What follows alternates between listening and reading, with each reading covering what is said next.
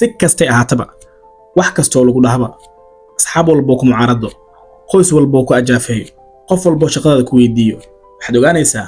maalin maalmaha kamid ah adigu uun baa dhulka ka kici doona leedinkii qof walba maanta ku dareensiya xaaladaad ku sugan tahay ku dhahaya niyo maxaad u shaqaynsan weysay jaamacad baad idleysay iskuul baad idleysay waxba gacanta ku meeysid qolkan baa ku xiran tahay computer baad haysataa waxbana lagama hayo aaway waxaad sheegaysay Soomaalida inta badan waa dadka ka arka meesha qaldan ma ahan dad maanta ka fikiraya meesha wanaagsan oo qofkani hadafkiisa fog kama eegan ee kaliya waxa ka eegan wax weeyaan maxaad qabato loo jeeda sida ay tahay waxaad ogaanaysaa waxaad leedahay yool dheer waxaad leedahay hadaf aad u sareeyo hadafkaaga kamera dhali marna dib ha u jeesan qofku wuxuu guul dareystay markuu isdiibo guusha lagu sheegayna lagu maraaxaysto iyadoonan dhibaato la soo marin aad baad u mahadsantiin baad barnaamijka Soomaaliya joogtaan salaamu alaykum wa rahmatullahi wa barakaatuh